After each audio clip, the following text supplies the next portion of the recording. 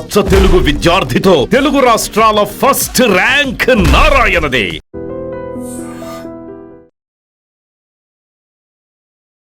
నమస్కారం, welcome to I dream. ధర్మ మార్గం విత్ విజిత కార్యక్రమానికి స్వాగతం.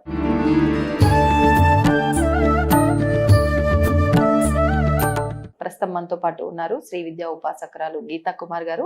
ఇప్పుడు వారితో మాట్లాడి మరిన్ని విషయాలు తెలుసుకుందాం. ముఖ్యంగా కొన్ని మనం నిత్యం ఆచరించే విషయాల్లో సందేహాలు ఉంటూ ఉంటాయి. అటువంటి వాటికి సంబంధించి సమాధానాలు తెలుసుకునే ప్రయత్నం చేద్దాం. నమస్కారం అమ్మా. శ్రీ గురుభ్యో నమః, శ్రీ మాత్రే నమః. నమస్తే అమ్మా. నమస్తే. ముఖ్యంగా ఆడవారి విషయంలో ఈ మధ్య కాలంలో మనం ఎక్కువగా వింటూ ఉన్నాం ఒక విషయం ఏంటి అంటే, ఆడవారిని గనక మనం తరచుగా అంటే ఏడిపిస్తూ ఉంటే, ఆడవారిని ఇబ్బంది పెట్టినా, మగవారు ఆడవారిని ఇబ్బంది పెట్టినా అది స్త్రీ శాపంగా, అంటే ఆ స్త్రీ మనం ఏదన్నా సందర్భంలో నొచ్చుకునేలా మాట్లాడి నిజంగా వాళ్ళ హృదయానికి బాధ కలిగేటట్టుగా మనం హట్ చేస్తే ఖచ్చితంగా స్త్రీ శాపం కింద మారుతుంది అని చెప్పి, అసలు నిజంగా ఈ స్త్రీ శాపం అనేది ఒకప్పుడు వినలేదు. అంటే పితృదోషాలు, ఈ సర్పదోషాలు ఇలాంటివే వింటూ వస్తున్నాం, కానీ స్త్రీ శాపం ఈ మధ్య కాలంలో ఎక్కువగా వింటున్నాం.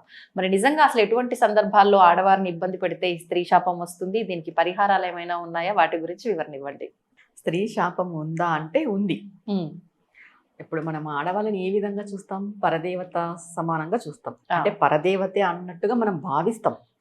అలాంటి పరదేవత స్వరూపరాలైన స్త్రీని మనం బాధ పెడితే ఎందుకు అది శాపంగా మారదు? దీంట్లో ఏంటి అంటే, ఒక ఎగ్జాంపుల్ తీసుకుంటే మనకి రామాయణం చూసుకుంటే, మండోదరి ఏం చెప్తుంది రావణుడికి? రావణుడు పూర్తిగా యుద్ధంలో పడిపోతాడు అనమాట. రావణాసురుడు పడిపోయినప్పుడు అప్పుడు మండోదరి అంటుందంట, నీకు ఇంత శక్తి ఉంది, ఇంత బలం ఉంది, నీకు ఇంత జ్ఞానం ఉంది, నువ్వు ఈరోజు ఒక స్త్రీని ఇబ్బంది పెట్టడం వల్ల, నువ్వు స్త్రీని కోరుకోవడం వల్ల, ఆ స్త్రీని నువ్వు బాధ పెట్టడం వల్ల ఈరోజు నువ్వు ఇక్కడ పడి ఉన్నావు. నీ అపజయానికి, నువ్వు పడిపోవడానికి కారణం నీ యొక్క ఆలోచన విధానం. ఇప్పుడు రావణాసుడు ఏం చేశాడు? సీతమ్మని తీసుకెళ్లి ఇబ్బంది పెట్టాడు. ఇప్పుడు ఇక్కడ మనం తెలుసుకోవాల్సిన విషయం ఏంటంటే, ఇది అబ్బాయిలు అమ్మాయిలు ఇబ్బంది పెడితే అబ్బాయిలకి శాపంగా మారుతుంది, ఖచ్చితంగా మారుతుంది. కానీ ఎటువంటి ఇబ్బందులు, ఎలాంటి వాళ్ళు, ఇది క్లారిటీ, ఎలాంటి వాళ్ళు ఉండాలి? ఇప్పుడు చూడు, రావణాసుడు సీతమ్మ మహాపతివ్రత, లక్ష్మీదేవి స్వరూపం, అమ్మవారి యొక్క స్వరూపం. మామూలుగా మనం చూసుకున్నా కూడా అలాంటి మహాపతివ్రత అయిన సీతమ్మని రావణాసుడు ఇబ్బంది పెట్టినందుకు ఏం జరిగింది? లంకంతా దహనం అయిపోయింది. ఇక్కడ ఒకవేళ అబ్బాయిల్లో జెన్యూనిటీ ఉండి అమ్మాయిల్లో జెన్యూనిటీ లేనప్పుడు, ఎవరైనా అబ్బాయిలు అమ్మాయిల్ని ఇబ్బంది పెట్టినప్పుడు ఈ అమ్మాయిలు పెట్టే శాపం బాధ శాపంగా మారదు. ఓకే, ఇప్పుడు ఈ అమ్మాయి ఆల్రెడీ ఒక అబ్బాయిని ఇబ్బంది పెట్టింటుంది అనుకుందాం, ఎగ్జాంపుల్, చాలా ఇబ్బంది పెట్టింటుంది. ఈ అమ్మాయి మనస్తత్వం మంచిది కాదు, ఒక సైకో క్యారెక్టర్ కానీ, అంటే పరులను హింసించే క్యారెక్టర్ కానీ, ఇలాంటివి ఉంటారు అమ్మాయిలు. ఇలాంటి వాళ్ళు శాపాలు పెడితే తగలవు. ఓకే ఓకే, అంటే అమ్మాయిలు శాపాలు పెడితేనే తగులుతాయి, అబ్బాయిలు శాపాలు పెడితే తగలవా? అబ్బాయిలు బాధ పెడితే అమ్మాయిలకి తగలవా? ఒక్కటండి, ఇక్కడ మనం గుర్తుపెట్టుకోవాల్సిన విషయం ఏమంటే, మనము ఎలాంటి మనస్తత్వం వాళ్ళని ఇబ్బంది పెడుతున్నాము మైండ్లో పెట్టుకోవాలి. ఓకే, అది శాపంగా ఎలా మారుతుంది అంటే, నువ్వు ఎవరినైతే ఇబ్బంది పెడుతున్నావో ఆ వ్యక్తి, స్త్రీ అయినా పురుషుడైనా, ఇద్దరు ఇంక్లూడ్ దీంట్లో, ఆ వ్యక్తి ధర్మంగా ఉండి, న్యాయంగా ఉండి, భగవంతుని నమ్ముకోనుండి, తను చాలా అమాయకంగా ఉంటారు చూడు, అలాంటి వాళ్ళని అబ్బాయిల్ని బాధ పెట్టినా అమ్మాయిల్ని బాధ పెట్టినా అది శాపంగానే మారుతుంది. ఇప్పుడు అమ్మాయిని బాధ పెడితే స్త్రీ శాపం బాగుంది, మరి అబ్బాయిని బాధ పెడితే అది పురుష శాపం ఉందా? పురుష మనం ఏం చెప్తాము? ప్రతి మనిషిలోనూ భగవంతుని చూడాలి అని చెప్తాం. నువ్వు భగవంతుని చూడకోకున్నట్టు నువ్వు ఒకరిని ఇబ్బంది పెడుతున్నావు అని అంటే, ఇక్కడ అబ్బాయి అమ్మాయి అనేది జెండర్కి సంబంధించిన విషయం, కానీ భగవంతుడి విషయంలో ఒక జీవుడు మాత్రమే, నువ్వు ఒక ఆత్మస్వరూపం మాత్రమే. అవును, మనం ఏమనుకుంటాము? అమ్మాయిలది మాత్రమే బాధ, అబ్బాయిలది బాధ కాదా అని అంటే, అక్కడ జీవుడు, ఇక్కడ అబ్బాయిలో ఉన్న జీవుడు కానీ అమ్మాయిలో ఉన్న జీవుడు కానీ, లోపల ఉన్న ఆత్మఘోష అనేది ఉంటుంది చూడు, అది బాధపడినప్పుడు అది భగవంతుడు ఒక అకౌంట్ లోకి వేస్తాడు. అంటే మనం భౌతికంగా ఆలోచిస్తున్నాం కాబట్టి శరీరాలు జెండర్ చూస్తున్నాం, దేవుడు అలా చూడడు, జీవుడినే చూస్తాడు. మనలో ఉన్న ఆత్మ బాధపడుతుంది, శరీరం ఆరోగ్యం బాగలేకపోతే శరీరం బాధపడుతుంది. ఎవరైనా ఒకరు మనల్ని ఇబ్బంది పెట్టినారు అని అంటే ఆత్మనే కదా. మనసు బాధపడుతుందంటే మనసు అంటే ఏంటి? ఆత్మ. ఇక్కడ ఇబ్బంది పెడుతున్నారు అనే విషయం పక్కన పెడితే, ఇబ్బంది పడిన వాళ్ళది శాపంగా ఎలా మారుతుంది? ఎలా మారుతుంది అంటే, నేను ఇందాక చెప్పాను కదా, వీళ్ళు చాలా మంచి మనసత్వం కలవారై, వీళ్ళు ఏదైనా న్యాయంగా ఉండి ధర్మంగా ఉండి అలాంటి వాళ్ళని ఇబ్బంది పెట్టినప్పుడు ఖచ్చితంగా అది శాపంగానే మారుతుంది. ఇప్పుడు ఎందుకు మనం పాండవులు కౌరవుని తీసుకోండి. పాండవులు పుట్టినప్పటి నుండి వాళ్ళని ఇబ్బంది పెట్టుకుంటూనే వస్తున్నారు.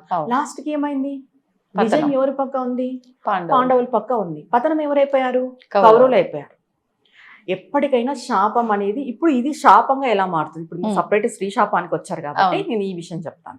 ఇప్పుడు జీవుడు అనేది మనం ఇంతకు ముందు మాట్లాడినాం, ఇద్దరిది బాధే, ఎవరిదైనా బాధే. ఇప్పుడు స్త్రీని బాధ పెడితే ఎందుకు అంత హై వోల్టేజ్ లెవెల్లో మనం అనుభవించాల్సి వస్తుంది ఆ బాధని, ఆ కర్మని? అంటే స్త్రీ అంటేనే పరదేవత. మనం చెప్పుకున్నట్టుగానే ఒక అమ్మాయి బాధపడింది అని అంటే, ఆ అమ్మాయి మంచి అమ్మాయి అయ్యి, ఆమె మనం ఇందాక సీతమ్మ వారిని తీసుకున్నాం చూడ, అట్లాంటి క్యారెక్టర్ ఈ అమ్మాయికి ఉండి, ఈ అమ్మాయి ఎవరికి చెడు చేకోకున్నట్టు ఉండి అట్లా బాధ పెడతారు కదా, అలాంటి వాళ్ళవి ఖచ్చితంగా తగులుతాయి. అవి జన్మలో ఉంటుంది ఒక స్త్రీ శాపం అనేది. ఇంకొకటి ఏంటంటే, ఎవరైనా అమ్మాయిని మనం ఇబ్బంది పెట్టినా, గర్భిణీ స్త్రీలను మనం ఇబ్బంది పెట్టినా, లేదంటే కొంతమంది అమ్మాయిల్ని టీజ్ చేస్తుంటారు, మంచి అమ్మాయిలు ఇప్పుడు పోతుంటారు, టీజ్ చేస్తుంటారు అబ్బాయిలు, అమాయకమైన అమ్మాయిలు బాధపడిపోతుంటారు. ఇలాంటివన్నీ స్త్రీ శాపంగానే మారుతాయి. దాని తర్వాత పెద్దలు, మన ఇంట్లో పెద్దలు ఉంటారు, ఈ 2 మ్యారేజెస్ చేసుకోవడం, 3 మ్యారేజెస్ చేసుకోవడం. ఇప్పుడు ఫస్ట్ ఒక భార్యను చేసుకుంటారు, తర్వాత రెండో భార్యను చేసుకుంటే ఈవిడ ఖచ్చితంగా ఫస్ట్ భార్య బాధపడుతుంది కదా. అప్పట్లో బయటికి చెప్పేవాళ్ళు కాదు, కానీ ఎవరికైనా ఇబ్బంది అది ఎవరు యాక్సెప్ట్ చేయరు. ఇప్పుడు ఫస్ట్ భార్య బాధపడినప్పుడు ఆమె బాధ వీళ్ళ వంశానికి అంతటికీ ఉంటుంది. ఇప్పుడు ఇంకొకటి, భర్తల వల్ల స్త్రీలు బాధపడి సూసైడ్ చేసుకుంటారు కొంతమంది. అంటే ఉరి వేసుకొని చనిపోవడము, లేదంటే బావిలో దూకి చనిపోవడము, లేదంటే కాల్చుకొని చనిపోవడము. ఏ ఇంట్లో అయితే స్త్రీ ఇలా సూసైడ్కి గురవుతుందో 7 తరాలు స్త్రీ శాపం ఉంటుంది ఆ ఇంటికి. 7 తరాలు. ఒక పురుషుని వల్ల బాధపడి ఏదైనా చిన్న గొడవ జరిగి ఆ స్త్రీ సూసైడ్ చేసుకొనింది అంటే ఖచ్చితంగా 7 తరాలు ఉంటుంది స్త్రీ శాపం వాళ్ళకి. పితృశాపం, పితృదోషం, స్త్రీ శాపం ఇది ఉంటుంది. ఇప్పుడు మనం ఈ స్త్రీ శాపాన్ని తొలగించుకోవడానికి ఏం చేయాలి? పరిహారాలు ఉన్నాయి. ఏం చేయాలి అంటే, ఫస్ట్ మీ పూర్వం ఏదో తప్పులు జరిగిపోయింటాయి, ఇప్పుడు ప్రెసెంట్ ఉన్న జనరేషన్ వాళ్ళు మీకు చెప్పింటారు ఆల్రెడీ మీ పూర్వం. ఇప్పుడు తొలగించుకోవడానికి ముందు అసలు అంటే నేను ఇబ్బంది పెట్టిన ఒక అమ్మాయిని, అమ్మాయి ఇబ్బంది పడింది అనే ఒక జ్ఞానంలో కూడా చాలా మంది ఉండరు, అజ్ఞానంలో ఉంటారు. అంటే నేను అంత మాత్రం దానికి ఏడవాలా, అంత మాత్రం దానికి బాధపడాలా, నువ్వు ఎమోషనల్ గా చాలా వీక్ ఉన్నావు అని సింపుల్ గా కొట్టి పారేస్తారు. వీళ్ళు అసలు ఇబ్బంది పెట్టినట్టుగా భావించని వాళ్ళు ఉంటారు. అట్లాంటప్పుడు మనకు స్త్రీ శాపం ఉంది అని మనం అసలు గుర్తించలేము కూడా. కానీ అక్కడ వాళ్ళు నొచ్చుకున్నారు అంటే నీకు ఇక్కడ అది ఎఫెక్ట్ అవుతుంది. మరి అసలు స్త్రీ శాపం ఉన్న వంశాలకి తరతరాలుగా ఇబ్బంది అంటే ఎటువంటి లక్షణాలు ఉంటాయి వాళ్ళకి? ఆ స్త్రీ శాపం ఉంది ఎటువంటి లక్షణాలు ఉంటాయంటే, ఇప్పుడు ఈ జనరేషన్ లో ఈ అబ్బాయి మంచివాడు అయింటాడు, సపోజ్ ఎవరిని ఇబ్బంది పెట్టాడు, కానీ ఈ అబ్బాయికి ఎలా ఉంటుందంటే ఫైనాన్షియల్ ఇబ్బంది ఉండడం, తర్వాత మ్యారేజెస్ కాకపోవడం, మ్యారేజ్ అయినా సంతానం కలగకపోవడము, సంతానం అయినా కూడా మరి ఏ మరణం అయితే ఆ ఇంట్లో సంభవించిందో అలాంటి మరణం మళ్ళీ వీళ్ళ తరతరాల్లో ఎవరికో ఒకరికి సంభవించడము. ఇది ఎలా అయిపోతుందంటే, ఎగ్జాంపుల్ చెప్తాను చూడమ్మా. ఇప్పుడు ఒక భార్య భర్త ఉన్నారు, భార్య చనిపోయింది, భర్త బాధపడినాడు, దాని తర్వాత పిల్లలు పుడతారు, వాళ్ళు పెరుగుతూ వస్తారు. ఈయన సెకండ్ వైఫ్లో ఎవరినో ఒకరిని చేసుకుంటాడు, పిల్లలు పుడతారు, పెరుగుతూ వస్తాడు. అది ఏమైపోతుందంటే, ఈ మరణము మళ్ళీ ఇంకొకసారి జరిగేలా జరుగుతుంది వాళ్ళ ఇంట్లో, మళ్ళీ బాధపడాలి వీళ్ళు. లేదా ఇలాంటి ఇంట్లో పుట్టిన ఆడపిల్లలకి లైఫ్ సరిగ్గా లేకపోవడము, పెళ్లి చేసుకున్నా కూడా లైఫ్ సరిగ్గా ఉండదు, వాళ్ళకి ఏదో ఒక డిస్టర్బెన్సెస్ ఉండడము. అబ్బాయిలకు కూడా అంతే. ఇప్పుడు ఎవరైనా స్త్రీ శాపం కలిగిన కుటుంబంలో పుట్టిన అబ్బాయిలకి మ్యారేజ్ లైఫ్ సరిగ్గా ఉండదు, వచ్చిన భార్యతో ఇబ్బంది రావడము, ఏదో ఒక అశాంతి, మనశ్శాంతి లేకపోవడము, మనోవేదనకి గురి కావడము, అన్నీ ఉంటాయి. కొంతమందికి డబ్బు ఉంటుంది, ఆస్తి ఉంటుంది, అన్నీ ఉంటాయి, కానీ అనుభవించేది ఉండదు. వాళ్ళు ఏదో ఒక మనోవేదన, ఎప్పుడు వాళ్ళు ఏదో ఒక దానికి బాధపడుతూనే ఉంటారు. అది ఎలా ఉంటుందంటే టార్చర్ లాగా ఉంటుంది, అది అనుభవించే వాళ్ళకే తెలుస్తుంది. ఒక స్త్రీ శాపం అనేది తరతరాలు వస్తుంది. దీనికి మనం ఏం చేయాలి పరిహారాలు అంటే, ఆల్రెడీ మనం జాతకాలు చూపించుకుంటే తెలుస్తుంది.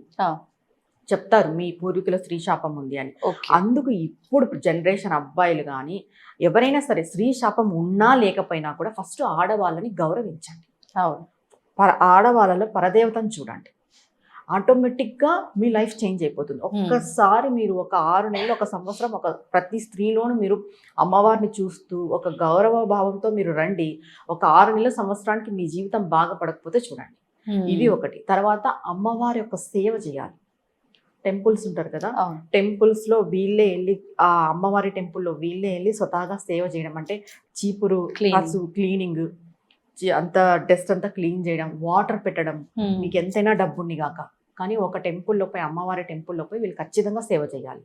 ఇంకొకటి, చిన్న పిల్లలకి బాగా చూసుకోవాలి. ఆడపిల్లలు ఇంట్లో ఉన్న చెల్లెళ్ళు, అమ్మ వాళ్ళు ఉంటారు కదా, వాళ్ళని బాగా చూసుకోవాలి. వీళ్ళకి భార్య వస్తుంది కదా, వీళ్ళ భార్యను కూడా పరదేవతతో సమానంగా చూసి కంట నీరు పెట్టకూడదు. ఎందుకంటే ఆల్రెడీ మీకు స్త్రీ శాపం ఉంటుంది ఇంట్లో ఉన్న. ఇంకోటి, అమ్మాయిలు తల్లి పక్కన పెడితే నువ్వు పరస్త్రీని వస్తుంది మీ ఇంట్లోకి. మీరు పెళ్లి చేసుకొని ఒక అమ్మాయిని తెచ్చుకుంటారు, ఆ అమ్మాయి మీ రక్త సంబంధం కాదు. అలాంటి అమ్మాయిని అసలుకే బాధపెట్టకూడదు. స్త్రీ శాపం ఉన్న మగవాళ్ళు బాగా చూసుకోవాలి. ఇంకా అమ్మవారి యొక్క సేవ చేసుకోవాలి. టెంపుల్స్కి మనం మల్లెపూలు దానం ఇవ్వడం. తర్వాత ఎవరైనా ఇది అంటాం చూడు, ఎటువంటి హెల్ప్ లేకోకున్నట్టుంటారు చూడు స్త్రీలు, ఆధారం లేకోకున్నట్టు ఉంటారు కొంతమంది, కొంచెం ఫైనాన్షియల్గా ఇబ్బంది పడి ఉండడం. అలాంటి స్త్రీలకు వీళ్ళు హెల్ప్ చేయాలి. ఓకే. మళ్ళీ ఏదో ఆశించి కాదు, ఇది కూడా మెయిన్ ముఖ్యం. మనం ఇట్లా స్త్రీ శాపం ఉన్న వాళ్ళు ఏం చేయాలి, ఏది ఎక్స్పెక్టేషన్ లేకోకున్నట్టే హెల్ప్ చేస్తూ పోవాలి. స్త్రీలకి హెల్ప్ చేస్తూ రావడం, వాళ్ళకి సహాయం చేస్తూ రావడం, వాళ్ళని చూసుకోవడం, వాళ్ళకి ఏమైనా నీడ్స్ ఉంటే అందించడం ద్వారా ఈ స్త్రీ శాపం అనేది తగ్గిపోతుంది. తర్వాత ఖచ్చితంగా అమ్మవారి యొక్క ఆరాధన వీళ్ళు ఖచ్చితంగా చేయాల్సిందే. ఎందుకంటే ఆ స్త్రీ శాపాన్ని నిర్మూలించగల శక్తి అమ్మవారికి ఒకటే ఉంటుంది. ఆ అమ్మనే తీసేయగలదు, అది పరదేవత మాత్రమే. అమ్మవారు అంటే ఇప్పుడు లలిత అమ్మవారు, దుర్గామాత, ఏ అమ్మవారి ఆరాధన చేయొచ్చు. దుర్గమ్మ, లలితమ్మ, ఎవరైనా సరే ఏ ఆరాధన. ఇప్పుడు మనకి గ్రామ దేవతలు ఉన్నారు కదా, గంగమ్మ, ఎల్లమ్మ, వాళ్ళ ఇంటి దేవతలు, ఎవరైనా సరే అమ్మవారి యొక్క ఆరాధన అంటే వాళ్ళు ఎక్కువ అమ్మవారిని పూజించడం ద్వారా ఏమైతుంది అని అంటే ప్రతి ఒక్కరిలో వాళ్ళ అమ్మవారిని చూసే తత్వం వీళ్ళకి వస్తుంది. ఇప్పుడు అమ్మాయిల్ని టీజ్ చేయడము, ఏడ్పించడం ఇవన్నీ మానుకుంటారు ఆటోమేటిక్ గా. ఒక భక్తుడు అమ్మవారిని కొలుస్తున్నాడు అని అంటే ఇంకొక అమ్మాయిని ఎలా బాధ పెట్టగలడు? ఆటోమేటిక్ గా వీళ్ళ లైఫ్ చేంజ్ అవుతూ వస్తుంది. ఒక్కటి, స్త్రీ శాపం ఉన్న వ్యక్తులు, అబ్బాయిలు, వాళ్ళ కుటుంబం ఎవరైతే ఉన్నారో ప్రతి స్త్రీని గౌరవించాలి. ప్రతి స్త్రీకి మీకు అందుబాటులో ఎవరైనా ఉంటారు, ఇబ్బంది పడే వాళ్ళు ఉంటారు, ఆరోగ్యం బాలేని వాళ్ళు ఉంటారు, అలాంటి వాళ్ళందరికీ మీరు హెల్ప్ చేస్తూ రావాలి. నిస్వార్థంగా హెల్ప్ చేయాలి. అప్పుడు మీకున్న స్త్రీ శాపాలు తొలగిపోతాయి. ఇంకా అంతేకాకుండా మీ భార్య మీకు వస్తుంది కాబట్టి అదే అమ్మాయి పర ఇంటి నుండి వస్తుంది, మీ రక్త సంబంధం కాదు. మీ రక్త సంబంధం కాని అమ్మాయిని మీరు చాలా చక్కగా గౌరవించి చాలా ఇదిగా చూసుకోవాలి. ఎప్పుడైతే భార్యని ఏ వ్యక్తి అయితే సేవిస్తాడో ఆ వ్యక్తికి స్త్రీ శాపం తొలగుతుంది.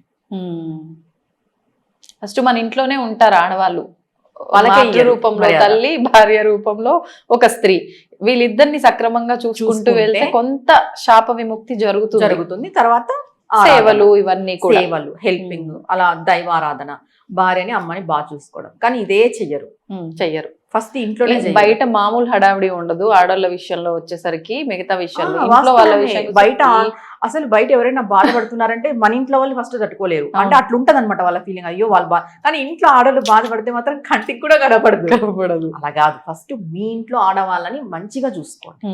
మీ ఇంట్లో ఆడవాళ్ళకి రెస్పెక్ట్ చేయండి, ప్రేమగా చూసుకోండి. వాళ్ళకి ఏమైనా హెల్ప్, మీ నీడ్ ఉంది, మీరు హెల్ప్ చేయాల్సి వస్తే మీరు ఖచ్చితంగా హెల్ప్ చేయండి. మీ తల్లికి, మీ చెల్లికి, మీ భార్యకి. మీ ఇంట్లో చూసుకున్న తర్వాత బయట పరస్త్రీ వరకు వెళ్ళండి. హెల్పింగ్ మీకు అంత చేసే స్తోమత ఉంటే చెయ్యండి, తప్పు లేదు, నిస్వార్థంగా చెయ్యండి. ధన్యవాదాలు. నమస్తే అమ్మా. And for more videos, please subscribe to iDream channel. Subscribe to iDream Media. Please subscribe to iDream. Please subscribe to iDream. Please subscribe iDream. And please subscribe to iDream. For more videos, subscribe to iDream. please like, share and subscribe to the channel. Congratulations, iDream. Subscribe to iDream. Subscribe to iDream. So subscribe to iDream Media. iDream ki iDream team andarki huge congratulations. Please subscribe iDream Media. Please subscribe to iDream. Subscribe iDream. Please subscribe to iDream. I dream అంటే నా కళల ఛానల్ను subscribe చేసుకున్న నోరు తిరుగుతలేదు.